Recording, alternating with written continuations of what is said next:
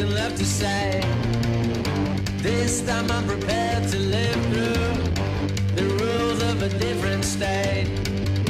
12 anos depois da última edição, o Grande Prémio Jornal de Notícias estava de regresso à estrada. O JN, a comemorar 125 anos, apadrinhou este regresso ao ciclismo. A última edição tinha sido ganha em 2001 por Ion Orrache. É com emoção, com satisfação, com esperança de que possamos reativar uma marca que é uma marca do ciclismo da Federação Portuguesa de Ciclismo e do Jornal de Notícias. Tivemos uma parceria que foi um sucesso nos anos, em todas as edições até 2001, e por isso é um misto de satisfação, de esperança, de emoção, porque também eu vivi como atleta todos esses anos, que considerei fantásticos. Posso dizer que fiz parte também de uma geração de ouro, mas também de uma organização de ouro que era o Jornal de Notícias. Canidelo, freguesia de Vila Nova de Gaia, foi o cenário desta primeira etapa da 24ª edição do Grande Prémio Jornal de Notícias Tintas Barbot.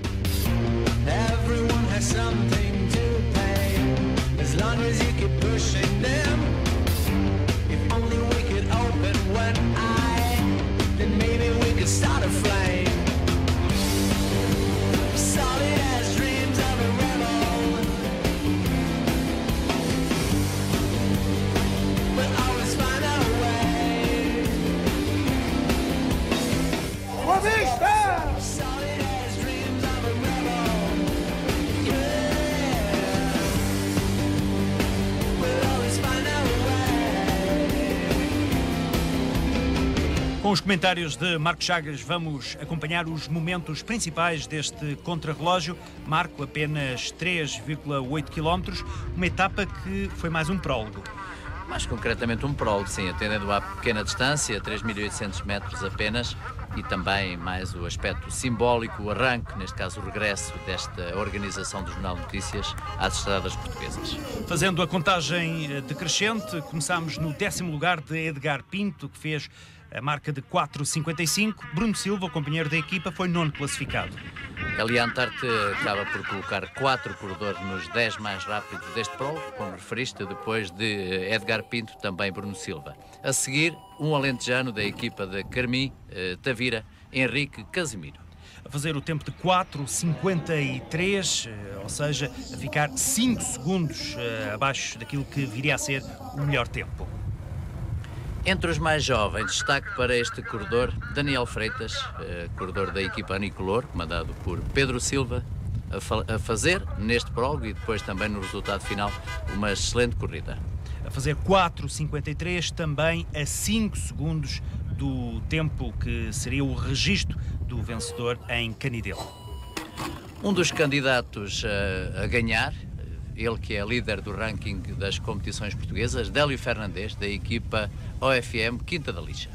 Algum vento nesta altura que de alguma maneira também a atrapalhar a ação dos ciclistas? Fazer diferença também, como disseste, um vento que se fazia sentir muito forte junto ao Rio Douro e que marcava também a competição. Quanto ao percurso, apenas 2 subidas curtas, de cerca de 300 metros cada uma, mas com viragens mais técnicas. Num outro ponto, como aliás é perceptível também pelas imagens, os corredores a terem uma maior exigência técnica, mas também se compreende, como dissemos, apenas 3.800 metros, era preciso marcar um percurso aqui, um dos pontos de viragem mais apertado à direita. Registro de 4 minutos 50 segundos para Filipe Cardoso, 2 segundos abaixo do melhor registro. Domingos Gonçalves, mais uma vez muito bem, este dos Gêmeos, como sabe, José Gonçalves está numa equipa francesa este ano. Domingos manteve-se entre nós e ainda bem, porque é um excelente corredor, a ser o 4º mais rápido desta corrida.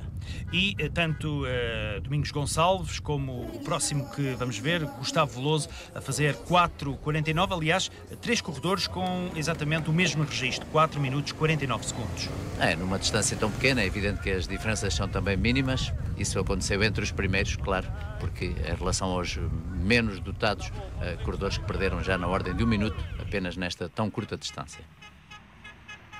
Na segunda posição, André Morato, da LA Alumínios Antarte, um escasso segundo do seu companheiro de equipa. André Morato também a fazer agora a atravessar um bom momento de forma. Um bom momento, e também há muito que se percebe que é um corredor com grande potencial e que se adapta muito bem nestas distâncias mais curtas. Esta é já a parte final do contrarrelógio de André Morato, da LA Alumínios Antarte. E vamos ver o primeiro classificado, aquele que fez o melhor registro. Hugo Sabido, ele que é uma das nossas referências também no que se refere ao ciclismo nacional e nos corredores que estão no nosso país, depois da excelente volta a Portugal do ano passado e principalmente após esse belíssimo desempenho. Claro que o Hugo Sabido mais uma vez demonstrou que tem, nesta especialidade do contrarrelógio, sempre um lugar de destaque. Nesta distância tão curta também admitíamos que lhe fosse algo desfavorável, atendendo a que já não é propriamente um jovem, mas mais uma vez conseguiu ser o mais rápido. Um segundo, é verdade, em relação aos que se lhe seguiram. Diferença mínima, mas o suficiente para ser o primeiro camisola amarela da corrida. 4 minutos 48, à média de 47,5 km, uma marca que se revelou imbatível.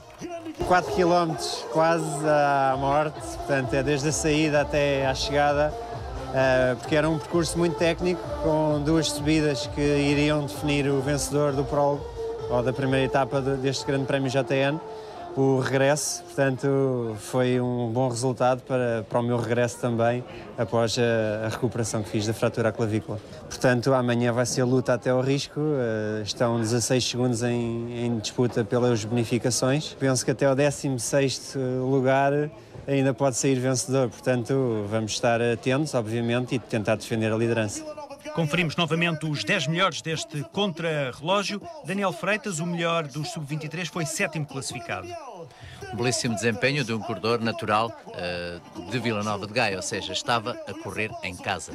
Por acaso eu não treinei a fundo aqui, só passei algumas vezes, não tive assim a treinar mesmo ao pormenor. Por morar aqui não quer dizer que treinem mais que os outros. Mas agora amanhã é uma corrida bastante dura, ainda por cima após sub-23, mas é tentar defender ao máximo. 200 km, vocês não estão habituados a isso? Sim, é algo que sub-23, mesmo os profissionais em Portugal, não estão habituados, mas estamos na luta. Na festa do pódio, em Canidelo, e não havendo nem metas volantes nem montanha, as camisolas eram atribuídas aos 3 melhores da geral e também ao melhor sub-23.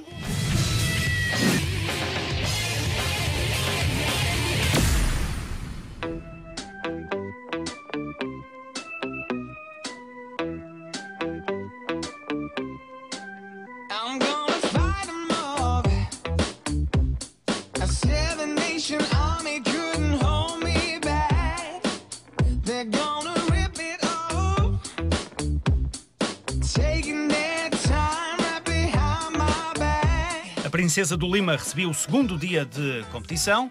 2 ilustres desportistas deste concelho, César Fonte e Manuela Machado, nos momentos que antecediam a partida para a grande ligação entre Viana do Castelo e a cidade do Porto. Os pontos fulcrais do percurso são a subida da Assunção, que é bastante dura, e a própria chegada. A chegada para Centro Canal Avenida dos Aliados é extremamente dura e vai haver cortes.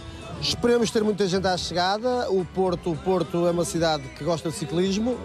O JN esteve ligado ao segundo durante muitos anos. É um regresso que se saúda e penso que isto é uma grande vitória do Jornal de Notícias e da modalidade. Era um dia especial este, porque exatamente há 125 anos nascia o Jornal de Notícias, uma referência no ciclismo português, com uma história também muito ligada ao ciclismo, porque esteve na organização de diversas provas durante várias décadas.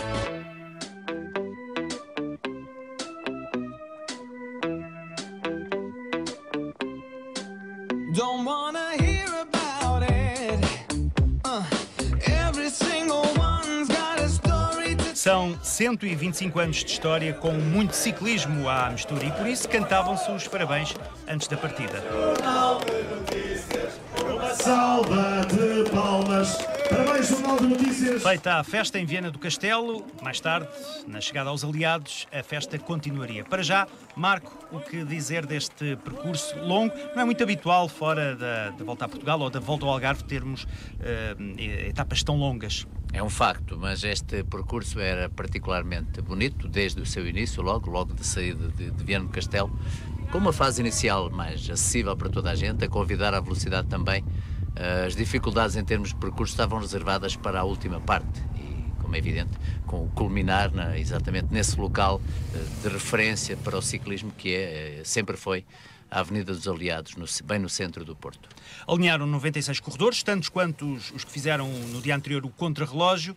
Ficando para trás a Princesa do Lima, havia muito sobe e desce ao longo destes 200 km. As bonificações eram também um elemento a ter em conta nas metas volantes. Sim, ter em consideração esse aspecto. 2 metas volantes teriam 3, 2 e 1 segundo para os 3 primeiros e, claro, também isso contava, atendendo às diferenças tão pequeninas entre os homens da frente após o primeiro dia, após o tal contrarrelógio pequenino de menos de 4 km. Primeiras movimentações com estes 7 homens em cabeça de corrida, alguns sub-23, mas era um grupo que ficaria pouco depois reduzido apenas a 2 elementos porque não havia entendimento, Marco. Isso acabou por ditar uma alteração na dianteira da corrida. A FAPEL Glass Drive tinha 2 corredores, Marco Cunha e Hernani Broco, e é exatamente Hernani Broco que, na companhia de Rui Vinhas, acabam por ficar os dois na dianteira da corrida. Rui Vinhas do Loletano Dunas Douradas e Hernani Broco este ano ao serviço da formação de Carlos Pereira. A partir do quilómetro 41, uma frente de corrida apenas com 2 elementos, este grupo intermédio depois iria sobreviver pouco tempo. Aqui o momento em que são alcançados, pelo meio ficava apenas um corredor em posição intermédia, o corredor representante exatamente do Clube de Ciclismo José Maria Nicolau, Nuno Almeida. Muito ativa a LA Antarte porque o Sabido estava de camisola amarela. Pois, e aquela diferença que há pouco era cerca de 2 minutos, seria um tempo de referência para não permitir que os homens da dianteira, ainda por cima 2 corredores de qualidade, ganhassem maior vantagem. Tinha ficado, entretanto, ultrapassada a primeira hora de prova com 40 km, uma boa média, tendo em conta que, como o Marco já disse, o percurso era mais fácil nesta primeira fase. E o facto de estar uma temperatura algo elevada também, a direção da corrida, neste caso os comissários, a decidir-se pela abertura do abastecimento líquido ainda antes dos 50 km, que são, como sabe, o que manda o regulamento para permitir o abastecimento aos corredores. Este é Nuno Almeida, sub-23 do Clube de Ciclismo José Maria Nicolau do Cartacho. Ele seria alcançado ao quilómetro 72, na passagem pela Trofa, e depois tínhamos a corrida a dirigir-se para a Maia, onde estava instalada a primeira meta volante. E se os 2 primeiros corredores passaram sem qualquer discussão, Rui Vinhas na dianteira, Hernani Broco na segunda posição, provavelmente seria essa a estratégia em relação ao que faltava percorrer. No pelotão, aí sim, houve luta e Filipe Cardoso a levar vantagem sobre os outros corredores que também estavam nessa discussão. No caso, Domingos Gonçalves e o camisola amarela, Hugo Sabido. Filipe Cardoso, porque poderia ser um elemento da FAPEL Glass Drive a ter em conta na chegada. Atendendo ao bom desempenho que obtivera também na véspera no contrarrelógio e sabendo que é um dos mais rápidos na atualidade em Portugal. Este é Hugo Sabido, o camisola amarela JN, dorsal 25, a defender as cores da LA Alumínios Antarte. Entretanto, começávamos a preparar o prémio de montanha, uma contagem de 3ª categoria no Alto de Composa. Na frente, os 2 da frente mantinham a diferença relativamente ao pelotão. E havia também esse entendimento que era bem visível entre os 2, a funcionar bem. Na dianteira, passara na meta volante, o primeiro fora Rui Vinhas, no caso da montanha, vantagem para Hernani Broco. Rafael Silva viria lá de trás do pelotão a ser o primeiro a passar relativamente aos elementos que compunham este grupo. E aqui não houve qualquer discussão, ao contrário do que acontecia nas metas volantes. Os corredores que estavam na dianteira, porque estavam a fazer esse trabalho, acabaram por passar por essa ordem.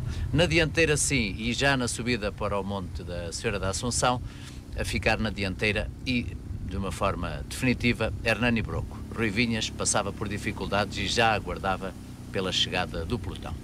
Quilómetro 120, Hernani Broco a pedalar sozinho. Estávamos na segunda contagem para o Prémio da Montanha, mais uma 3ª categoria instalada no Monte Nossa Senhora da Assunção, o Monte Córdoba.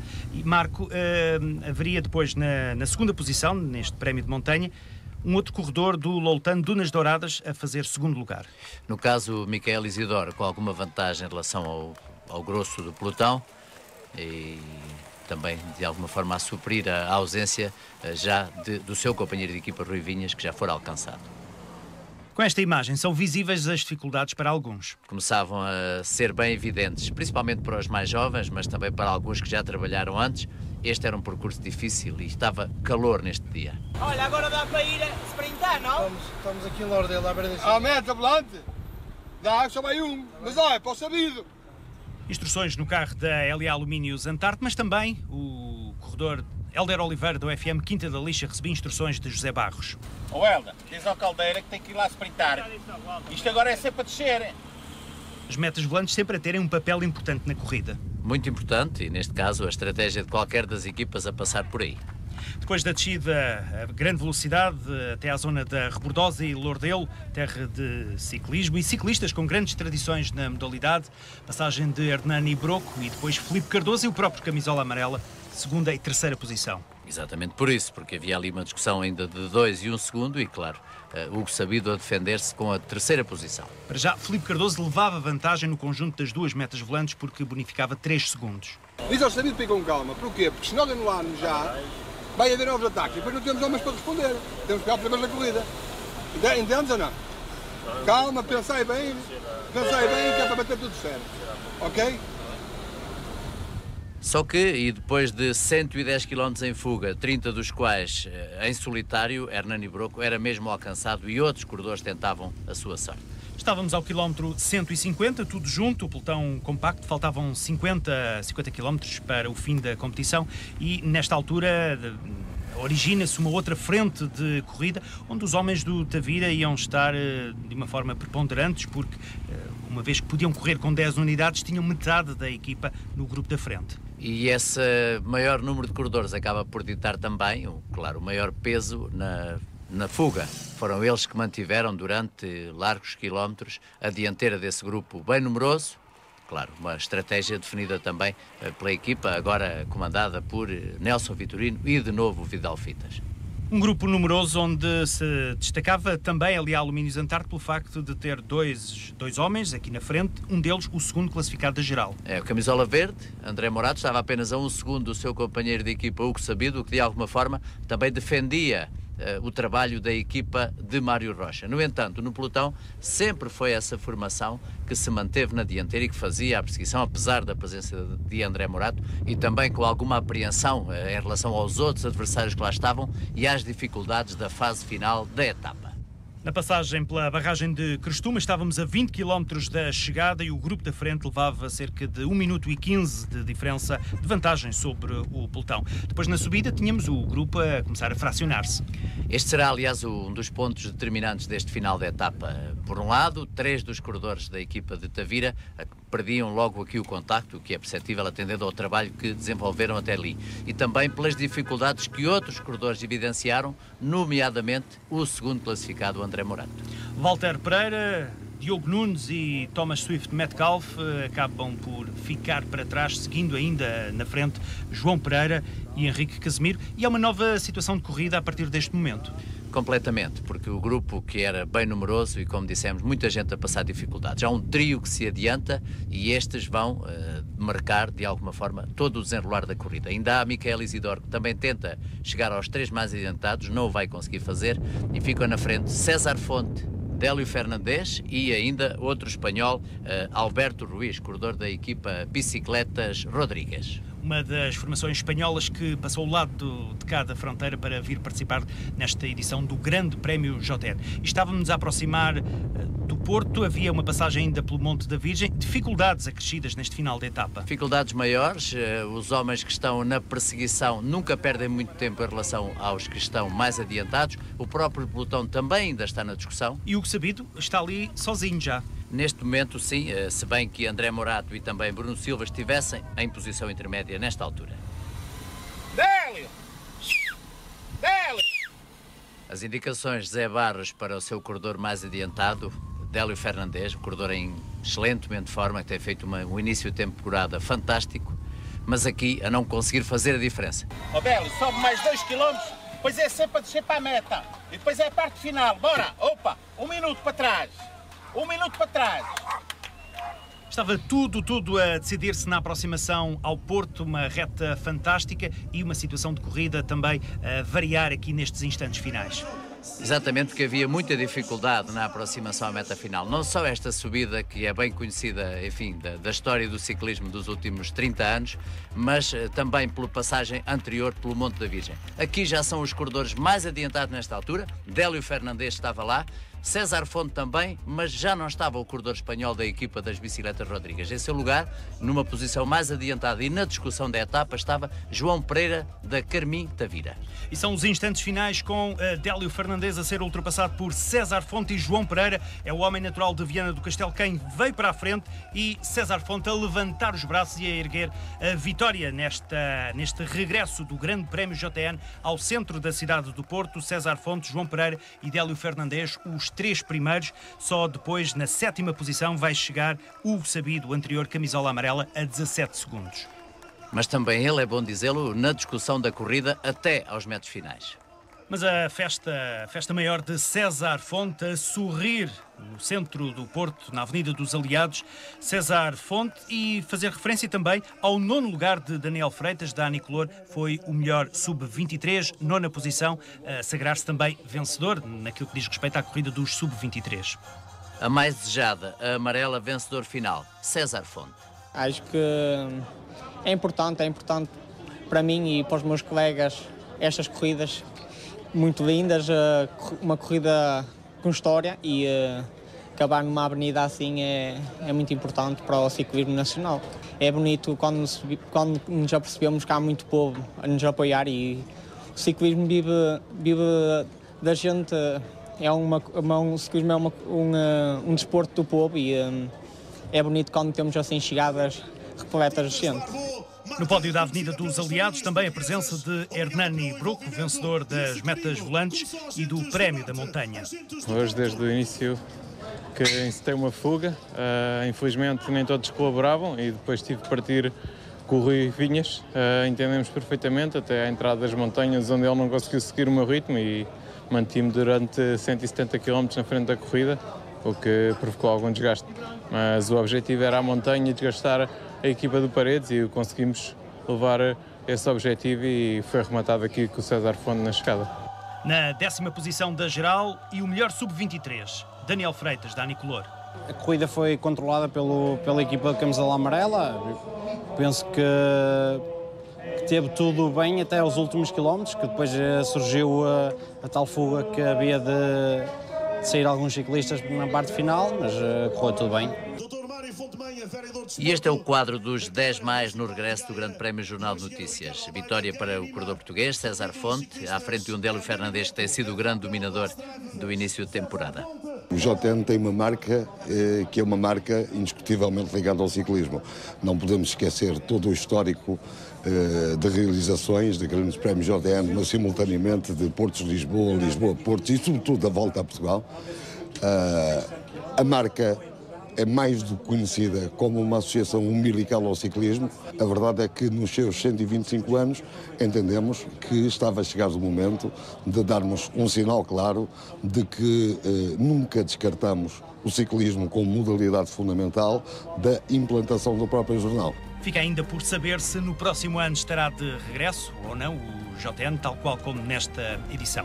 Por equipas, ganhou a 24ª edição do Grande Prémio JN, a OFM Quinta da Lixa.